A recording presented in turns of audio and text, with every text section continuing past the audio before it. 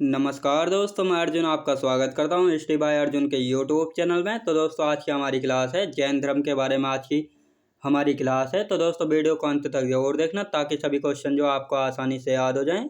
साथ ही दोस्तों अगर आप हमारे चैनल पर पहली बार आए हैं तो हमारे चैनल को भी सब्सक्राइब कर लीजिएगा, साथ ही बेल आइकन को प्रेस कर लीजिएगा ताकि हमारे आने वाले वीडियो का नोटिफिकेशन जो आप तक पहुँचता रहे। तो चलिए दोस्तों वीडियो को स्टार्ट करते हैं। आज की हमारी क्लास है जैन धर्म यानी जैन धर्म के बारे में। आज की क्लास में हम जानेंगे दोस्तों जैन धर्म में जो है 24 तीर्थंकर हुए थे। अब इन 24 तीर्थंकरों के बारे में जो है किस पुस्तक में बताया गया, तो कल्पसूत्र पुस्तक है जिसमें जो है 24 तीर्थंकरों के बारे में जो है बताया गया है।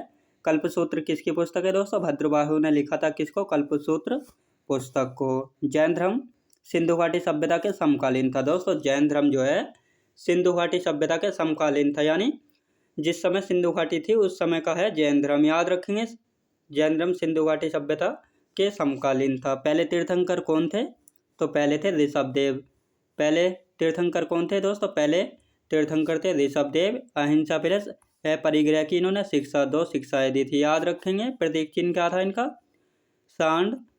सांड बैल या वृषभ। तो ये इनका प्रतीक चिन्ह था सांड। किसका? ऋषभदेव का, जो कि जैन धर्म के प्रथम तीर्थंकर थे। इनका उपनाम क्या था दोस्तों? उपनाम केसरिया देव आदिनाथ। ये इनके उपनाम है किसके? ऋषभदेव के। अब यह जो है कहाँ पर वर्णन मिलता है इनका केसरिया देव और आदिनाथ का? तो ऋग्वेद में जो है वर्णन मिलता है किसका? केसरिया देव या आदिनाथ का। ये किसके उपनाम है दोस्तों? ऋषभदेव की जी के उपनाम है, जो कि जैन धर्म के पहले तीर्थंकर थे। दो पुत्र हुए दोस्तों। इनके दो पुत्र थे, भरत महाबली या बाहुबली के नाम से जाना गया। दूसरे पुत्र को मूर्ति श्रवण बेलगोला में है, जो कि कर्नाटक में। यानी महाबली की जो है, महाबली किसके पुत्र थे दोस्तों? महाबली यानी बाहुबली पुत्र थे किसके? ऋषभदेव के। इनकी मूर्ति श्रवण बेलगोला कर्नाटक में है, जो कि चामुंडा राय ने बनवाया था। याद रखें दोस्तों, चामुंडा राय ने जो है बनवाया था। दूसरे तीर्थंकर कौन हुए दोस्तों? अजीतनाथ हुए, जिनका प्रतीक चिन्ह क्या था? हाथी था। तीसरे तीर्थंकर कौन हुए? संभवनाथ हुए, जिनका प्रतीक चिन्ह था दोस्तों घोड़ा। दोस्तों अब सीधे आते हैं अब 21वें नंबर के तीर्थंकर पर, यानी बीच के जो हैं उनका जो है समकालीन, यानी उनका कोई इतना महत्वपूर्ण योगदान जो है नहीं रहा है और ना ही उनके बारे में जो है कहीं जो है इतना महत्वपूर्ण जो है कहीं लिखा गया है। 21वें थे दोस्तों नमीनाथ, जिनको नीलकमल। याद रखेंगे दोस्तों। 22वें तीर्थंकर थे अरिष्टिनेमी, जिनको नेमिनाथ के नाम से भी जाना जाता है। इनका प्रतीक चिन्ह क्या था? इनका प्रतीक चिन्ह था शंख। याद रखें दोस्तों, प्रतीक चिन्ह क्या था इनका? शंख था। अब आते हैं दोस्तों 23वें तीर्थंकर। 23वें तीर्थंकर कौन थे? पार्श्वनाथ थे, जिनको निर्ग्रंथ भी जो है कहा गया है। इनका प्रतीक चिन्ह था सर्प यानी सांप। याद रखें दोस्तों, 23वें तीर्थंकर थे पार्श्वनाथ जी, जिनको निर्ग्रंथ भी कहा गया है। इनका प्रतीक चिन्ह था सर्प यानी सांप। इन्होंने 4 शिक्षाएं दी थी दोस्तों। 4 शिक्षाएं किसने दी थी? पार्श्वनाथ जी ने जो है 4 शिक्षाएं दी थी, जिनको 4 महाव्रत भी जो है कहा गया। पहला सत्य, दूसरा अहिंसा, तीसरा अस्तेय यानी चोरी न करना, चौथा है अपरिग्रह यानी धन का संचय न करना, यानी धन को इकट्ठा यानी संचय जो है एकत्र नहीं करना। तो ये 4 शिक्षाएं थी किसकी? पार्श्वनाथ जी की। याद रखेंगे ये 23वें तीर्थंकर थे जैन धर्म के। याद रखें दोस्तों। अब आते हैं लास्ट तीर्थंकर यानी 24वें तीर्थंकर महावीर स्वामी जी, जिनको वास्तविक संस्थापक जो है कहा गया। यानी महावीर स्वामी जी ने जो है जैन धर्म को एक नई पहचान दी और सबसे ज़्यादा प्रचार प्रसार किया था, तो इसलिए जो है इनको वास्तविक संस्थापक जो है कहा गया है। किसको? महावीर स्वामी जी को, जो कि 24वें तीर्थंकर हुए हैं जैन धर्म के। याद रखेंगे दोस्तों, इन्होंने जो है 5 शिक्षाएं दी। इन्होंने जो है 5वीं शिक्षा जोड़ी थी किसमें? पार्श्वनाथ जी ने 4 शिक्षाएं दी थी, सत्य, अहिंसा, अस्तेय और अपरिग्रह। लेकिन महावीर स्वामी जी ने जो है 5वीं शिक्षा कौन सी जोड़ी थी? ब्रह्मचर्य की 5वीं शिक्षा जो है इन्होंने जोड़ी थी। इनका प्रतीक चिन्ह क्या था दोस्तों? शेर या सिंह जो है इनका प्रतीक चिन्ह। इनका जन्म कब हुआ दोस्तों? जन्म हुआ था इनका 540 बीसी से लेकर 540 बीसी में हुआ था कुंडग्राम वैशाली में। मृत्यु हुई थी दोस्तों इनकी 468 बीसी में पावापुरी पटना में दीपावली के दिन। याद रखें दोस्तों, जन्म कब हुआ था? 540 बीसी में हुआ था कुंडग्राम वैशाली में। मृत्यु हुई थी 68 BC में हुई थी पावापुरी पटना में दीपावली के दिन। याद रखें। पिता कौन थे दोस्तों? पिता थे इनके सिद्धार्थ। याद रखें पिता कौन थे? सिद्धार्थ थे। जागृत कुल या इच्छुबाकु कुल के थे। याद रखें दोस्तों, जातक कुल के थे। माता कौन थी? त्रिशला थी, जो कि लिच्छवी कुल की थी, चेटक की बहन थी। याद रखें दोस्तों, माता थी त्रिशला, लिच्छवी कुल की थी और चेटक की बहन थी। बचपन का नाम क्या था दोस्तों? बचपन का नाम था वर्धमान। किसके? महावीर स्वामी। बचपन का नाम था वर्धमान। पत्नी कौन थी? यशोदा। याद रखें दोस्तों, पत्नी थी इनकी यशोदा।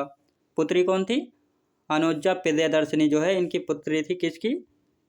महावीर स्वामी की। याद रखें दोस्तों, पुत्री थी अनुजा प्रियदर्शनी। दामाद कौन थे? जमाली। दोस्तों दामाद थे इनके जमाली। पहला उपदेश इन्हें ही दिया, यानी जब महावीर स्वामी जी को ज्ञान प्राप्त हुआ था तो इन्होंने पहला उपदेश किन्हें दिया था? तो अपने दामाद जमाली को जो है इन्हें पहला उपदेश जो है दिया था। किस भाषा में दिया था? अर्धमागधी भाषा में जो है इनको पहला उपदेश दिया था। याद रखेंगे दोस्तों, अर्धमागधी भाषा में जो है पहला उपदेश दिया था और बाद में भाषा जो है प्राकृत भाषा हो गई थी। याद रखें दोस्तों, भाषा बाद में प्राकृत जो है हो गई थी। याद रखेंगे।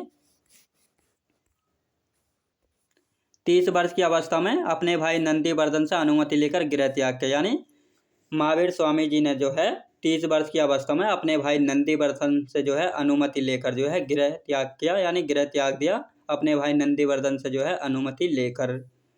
पहले 6 वर्ष अपने मित्र मखली घोषाल के साथ रहे, यानी घर त्यागने के 6 वर्ष तक जो है अपने मित्र मखली घोषाल के साथ रहे। यानी मखली घोषाल कौन थे? आजीवक संप्रदाय के प्रतिपादक थे। याद रखें दोस्तों, आजीवक संप्रदाय के प्रतिपादक कौन थे? मखली घोषाल थे। और मखली घोषाल कौन थे? यह थे महावीर स्वामी के मित्र, जो कि इनके साथ जो है 6 साल रहे थे। 12 वर्ष तक तप किया दोस्तों। महावीर स्वामी ने जो है 12 वर्ष तक तप किया और उसके बाद जो है इनको जो है ज्ञान की प्राप्ति हुई थी। पहला वर्ष अशोक के वृक्ष के नीचे स्वर्ण बालुका नदी के तट पर। याद रखें दोस्तों, जब इन्होंने 12 वर्ष की कठोर तपस्या करनी शुरू की तो उसके पहले वर्ष जो है इन्होंने अशोक के वृक्ष के नीचे और स्वर्ण बालुका नदी के तट पर की। लेकिन अंतिम 11 वर्ष जो है साल के वृक्ष के नीचे ऋजुपालिका नदी के किनारे जो है इनको ज्ञान की प्राप्ति हुई। तो पहले वर्ष इन्होंने तप कहाँ पर किया था दोस्तों? पहले वर्ष जो है इन्होंने तप किया था अशोक के वृक्ष के नीचे, जो कि स्वर्ण बालुका नदी के तट पर था। लेकिन अंतिम 11 वर्ष जो है इन्होंने साल के वृक्ष के नीचे जो है ऋजुपालिका नदी के तट पर जो है तप किया था और वहीं पर जो है इनको ज्ञान की प्राप्ति हुई थी। किसको हुई थी ज्ञान की प्राप्ति दोस्तों? महावीर स्वामी जी को। झिझिक या जाम्बिक ग्राम में। याद रखें दोस्तों, कहाँ पर यानी किस ग्राम में? झिझिक या जाम्बिक ग्राम में। ज्ञान प्राप्त करने के बाद महावीर स्वामी ने कैवलिन या जिन कहलाए। जब महावीर स्वामी जी को ज्ञान प्राप्त हो गए तो महावीर स्वामी जो है कैवलिन यानी जिन यानी निर्ग्रंथ जो है कहलाए। याद रखेंगे। अब आते हैं दोस्तों इनका पहला उपदेश राजगिरा में दिया था अर्धमागधी भाषा में। याद रखें दोस्तों, पहला उपदेश कहाँ पर दिया था?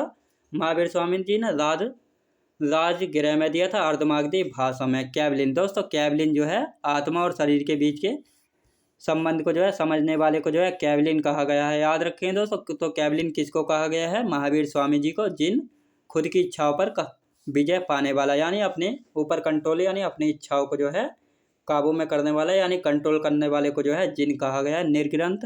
निर्ग्रंथ सांसारिक बंधन से मुक्त। दोस्तों सांसारिक बंधन यानी घर परिवार यार रिश्तेदार हर किसी से जो है नाता तोड़ देना, यानी सभी से जो है मुक्ति पा लेना, तो कहलाता है निर्ग्रंथ। ज्ञान प्राप्ति वैशाख दशमी के दिन जो है इनको ज्ञान प्राप्ति हुई थी। याद रखें दोस्तों, वैशाख दशमी के दिन इनको ज्ञान प्राप्ति हुई थी। किसको? महावीर स्वामी जी को। अब देखते हैं दोस्तों जैन धर्म के त्रिरत्न। याद रखें दोस्तों, जैन धर्म के त्रिरत्न कौन कौन से थे? सम्यक दर्शन, सम्यक ज्ञान और सम्यक आचरण। तो ये 3 जो हैं जैन धर्म के दोस्तों त्रिरत्न। और बौद्ध धर्म के पिछली क्लास में मैंने बताए थे, याद रखेंगे।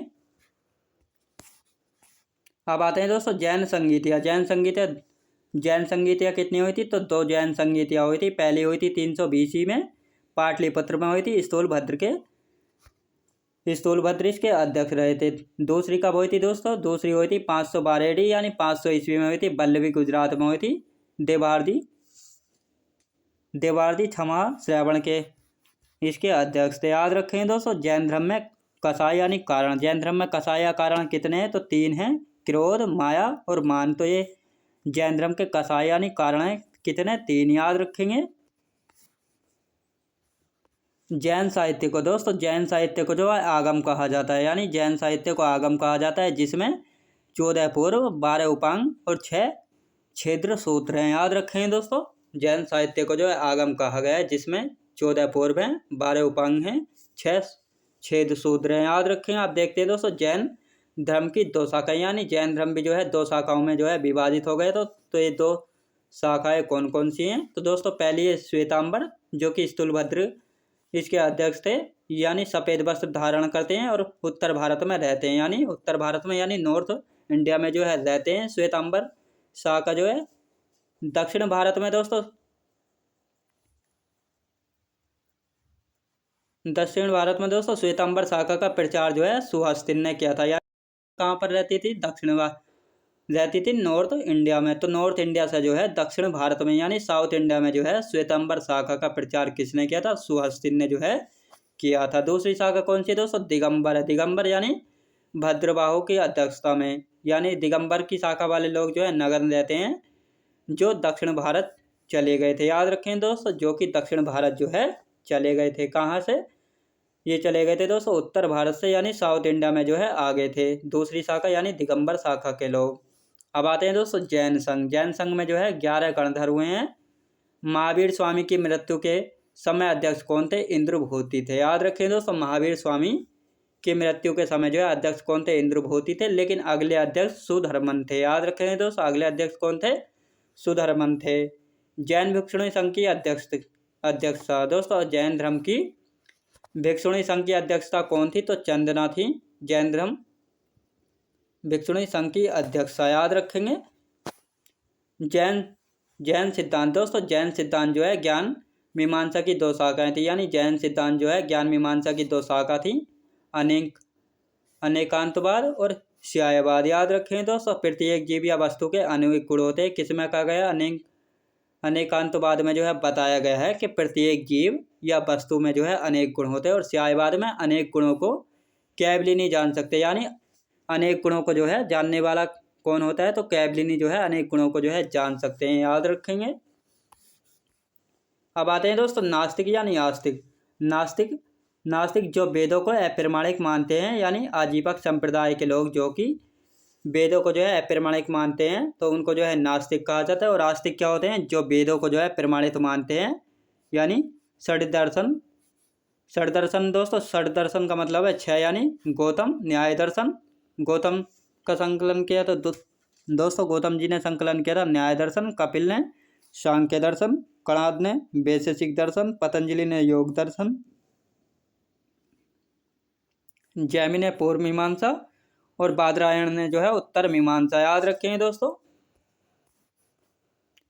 अब आते हैं दोस्तों जैन धर्म और बौद्ध धर्म। बौद्ध धर्म और जैन धर्म को मानने वाले यानी अनुयायी राजा कौन कौन से थे? तो हर्षवर्धन जो है दोस्तों जैन धर्म का अनुयायी था। कनिष्क भी जैन धर्म का अनुयायी था। बिंबिसार, अशोक, प्रसेनजीत, उदयन और गोपाल, यानी गोपाल जो कि पालवन से संबंधित है, ये जो हैं सभी बौद्ध धर्म से संबंधित है, यानी बौद्ध धर्म के अनुयायी बौद्ध धर्म को मानने वाले थे। अब जैन धर्म के खारवेल बौद्ध जैन धर्म को मानने वाला था, अजातशत्रु जैन धर्म को, अमोघवर्ष जैन धर्म को, चंद्रगुप्त मौर्य जैन धर्म को, उदयन जैन धर्म को। पहले उदयन जो है बौद्ध धर्म का अनुयायी था, लेकिन बाद में जो है इसने जैन धर्म को जो है अपना लिया था, और संप्रीति जो है जैन धर्म को अपनाने वाले थे, यानी ये सभी जो है जैन धर्म को मानने वाले थे। याद रखेंगे। तो दोस्तों मैं उम्मीद करता हूँ आपको वीडियो क्वालिटी, कंटेंट वगैरह सभी कुछ आपको पसंद आया होगा। पसंद आया हो तो लाइक शेयर और सब्सक्राइब करना बिल्कुल भी ना भूलें। साथ ही दोस्तों अगर आप हमारे चैनल पर पहली बार आएँ तो हमारे चैनल को भी सब्सक्राइब कर लीजिएगा, साथ ही बेल आइकन को प्रेस कर लीजिएगा, ताकि हमारे आने वाले वीडियो का नोटिफिकेशन आप तक पहुँचता रहे। चलिए दोस्तों मिलते हैं नेक्स्ट वीडियोज़ में।